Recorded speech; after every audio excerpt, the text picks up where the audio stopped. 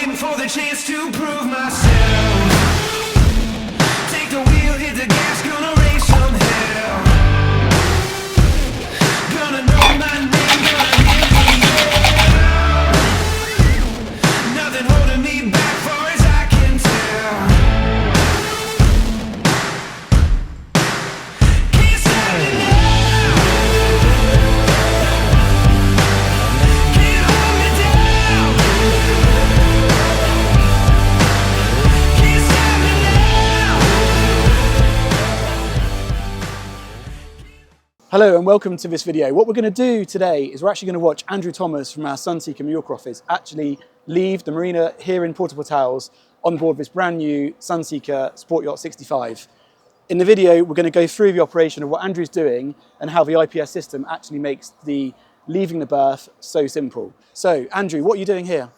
So basically we've dropped all the lines and then we've got the IPS control here and we're just going to use very small gentle touches on the joystick which will then move the boat forward, and obviously with the joystick we can take her from port to starboard, but really nice gentle movements of the joystick and the boat just gently comes out.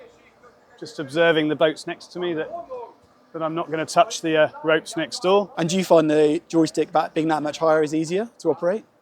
Yeah, absolutely. I mean, you've got full visibility from here, which just means that your visibility to the boat's either side and where you're elevated, you've got perfect vision all the way around. Yeah. So as you were coming forward then, will you look to then turn the boat using the joystick?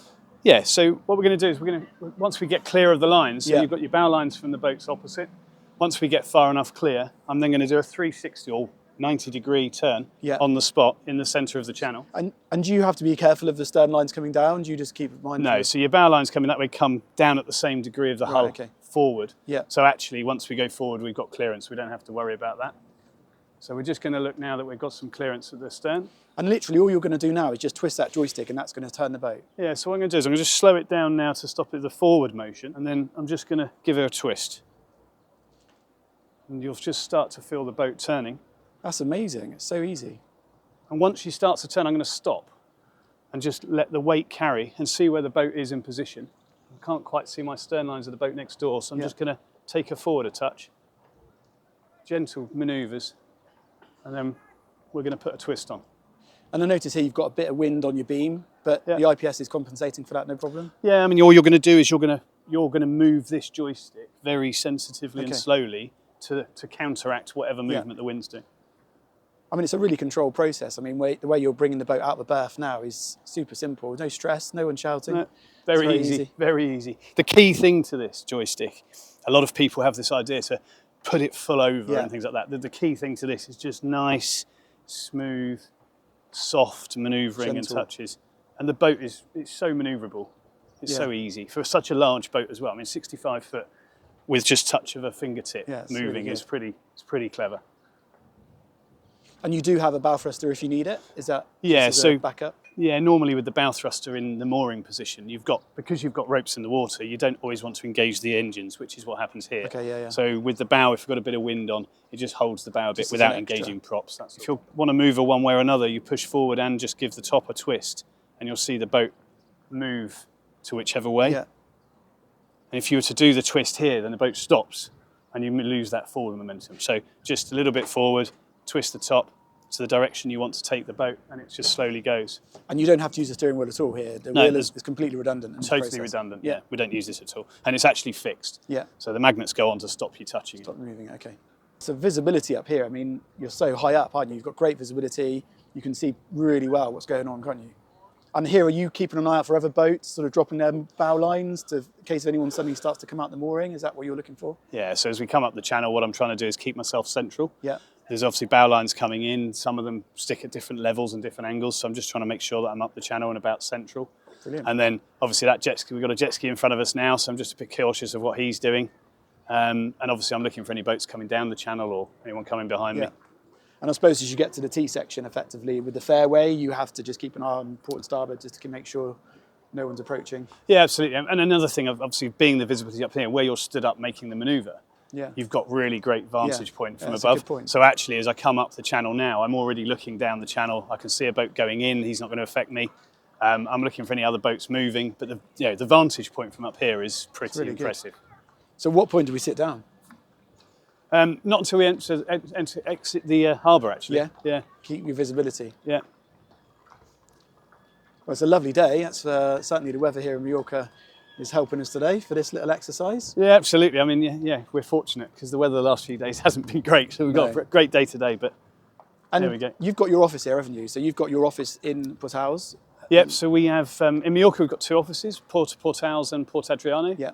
This is probably the principal office here. It's probably the most prestigious port in Spain, effectively. So yeah, we've got an office here, ideally located to look after clients and be close to all the boats we've got. And you can look after the boats. Any boats that do come here, you're quite easy to maintain. You can get them maintained and so we work closely with a lot of local suppliers for the maintenance. We have our own technical team as well, from warranty support and Sunseeker technical support. But yeah, we have full complement of service agents and customers at companies around we work with. And how many Sunseekers do you think roughly you've got in Portals? In Portals, we're probably in the region of about 50. Really? Yeah, 50 of varying sizes and ages, of ages, course. But yeah, I mean, at any one time, I mean, we're quite, we're quite got a good presence here, really. Yeah. And what have you got here on the starboard side? Is that the fuel key? Yep, so Portals is going through a bit of renovation at the moment. So last year they unveiled the new fuel key with its kind of wavy top. Yeah. So you've got the fuel key here and visitors key, and then you've got the main captain's tower. And we're just passing now the main 30 metre and 26 metre mooring spaces outside of what's quite a famous restaurant called Flanagan's. So you've got a lovely vantage point, and we've got a lot of Sunseekers in there as well. And you got a lot of big visiting boats here. If I looked at it, I mean that's I mean this is a cracking sailboat. Came in a couple of days ago. Kakoma. Beautiful, isn't it? Yeah, it's absolutely stunning. She's it's the only place in the port where they've got enough depth to have her, draft, so she can only sit on that visitor's key there. Wow, that is amazing. Okay, so we're outside in the channel, and basically this is the key thing of this boat: is you're stepping into your sports car, and all I'm going to do is now pull the console down. I'm sat in my bucket seat. I'm now taking control. I'm going to take control of the engines from here. And the joystick is disengaged. And now the steering wheel is disengaged and we're moving from this. So simple. And you've got great visibility even now when you sat down. You've still got... Yeah, I mean, there's no obstruction. I can see the bow, tip of the bow this end. Yeah. So I can see where the boat is going and anything in the way. But the visibility from up here, because you've got this low windshield. And the windshield's designed to give you that sort of wind in your hair feel. Yeah. Because it's going to deflect the wind directly over to your hair in this area. So you're really feeling, when you're getting the speed, you're actually feeling the boat move. I don't think there's any other boat in the market that offers quite this drive position, because you've got a lot of boat in front of you, and you've got that wind in your hair, and the seating position, because you're quite low to the ground and you're kind of sat in it like you would in a sports car, and the boat just makes you want to drive it like you're in a sports car. Let's go for a spin, shall we? Let's go for a spin. So I'm just going to turn around a bit now, because we're going to go with the wind, just so people can maybe hear what we're saying. It gets a bit windy, doesn't it? Yeah. So what you're doing here then, you're just back on the throttles and you're just going to sort of go with the wind as such, and then going to build the speed. Yeah, I'm going to build the speed up. So I don't like to go straight the way through to the full revs, but what's quite good with the electronics from the latest generation is that you can just go full throttle and the computer controls the build up of revs. Yeah. So in previous times you couldn't do that, but I like to just build her up to 1,000 revs or more or less, just making sure that we're all comfortable. And then just slowly build that speed up. And you've got loads of information here to hand. You've got all the engine information there and you're on the screens. Yeah, so really the main things I'm looking for are sort of mainly engine temperatures and the revs. Yeah. The speed is coming up on our gauges. So really that's what we keep an eye on, because if we've sucked a bag up or anything, we'll notice it from that, really. Yeah.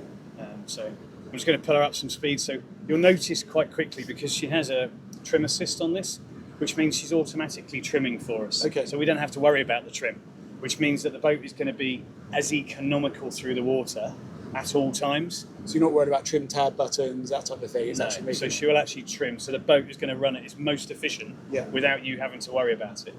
And we've done some studies on some other boats we've put it onto, and the difference can be anything up to 20% more fuel efficiency at different rev ranges. So I'm now going to pull her up. You'll see the nose lift. Feel Feel the power. Feel the power, but it's really quiet. So you don't get the noise sensation. And that's 20 knots almost already, which is 20 just 20 incredible. knots at 1700 revs, and it doesn't feel that. No. I'm going to get it, pull her up to about 26. So speed's building there, 23, 24. And it really does build quite quick, the speed, doesn't it? I mean, you're not even full throttle yet. Yeah, I'm not up at max. So I'm 24 now, which might be quite a nice, comfortable local cruising speed. But now I'm going to take it to full speed and just see the difference, because the boat, it's so solid, it's so quiet, but you can feel the wind and just the power of the boat. Full throttles down. So even then, you can really feel that power coming from the engine. Pulls you back into the seat. Yeah, pushing you forward. It's a real exhilarating drive. And that's incredible. I mean, that speed already is 32, 33, 34. That way that speed's climbing is amazing. Yeah. So we're at 34 now. I take the trim off. I can probably get 36 on a good day with a little bit of play.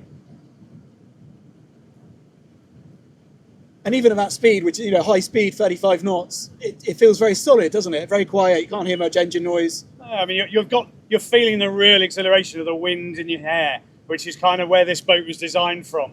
You know, you're thrown into the seat, the ergonomics, the sport feel.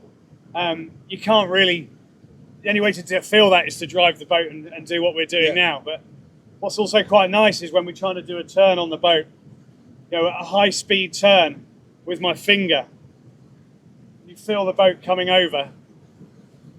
And she's heeling like this, but she's so safe. Yeah. You feel so solid. And we're not really losing any speed. We can really bank the boat over as well, almost like we want to touch the water. It really is. You know, as I say, the design was about feeling like a sports car in that position, and when you're up here doing these speeds, and we were back up at 35 knots, and we're still effortless, totally effortless. Yeah. It just feels so smooth. I mean, you got no vibration, you know, very little engine noise. Yeah, the only noise you get is the real boating noise, which it's really quite special. Yeah, you can hear the water nicely. And what's it like at cruising speed? I mean, if you back it off now to cruising, what's it like? I'm going to check it out to about 26, because I think that's probably, you got sort of that spectrum between 24 and 27 is probably the cruising, depending on sea conditions. I think personally, from the times I've been driving it, 26 seems to be it. Somewhere around there seems to be optimum, where and at 26, which is a fast speed for this size boat, covering a lot of ground. you don't feel it. I don't know how the hull design has changed from this model, but the hull is absolutely incredible in the sea. It's very dry. We're not getting any spray over the boat, and when you're doing the turn, she doesn't lose any speed, which is quite normally when you're doing a turn and you take so much out, you lose quite a lot. That's really good. I mean, it's great to see the boat perform, and it's really interesting, hopefully for everyone watching, to see somebody with such great experience of the local waters to really see how this boat performs.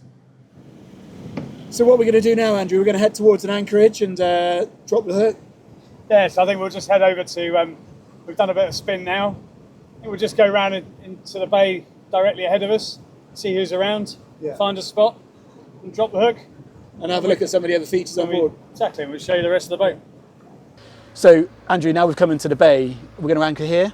Yeah, so I think we found a fairly good spot. Yeah. So the key here is that we have to find sand. So it's not possible to anchor in weed. Okay. And secondly, it's not good to anchor in weed, not just because of the ecological damage, but also the anchor doesn't grip so well. Grip in. So if we can get the anchor into some nice sand, that will give us the best possibility to hold firm. So we've got Ferran and Julian on the bow, and they've got the anchor ready, they've prepped up the windlass.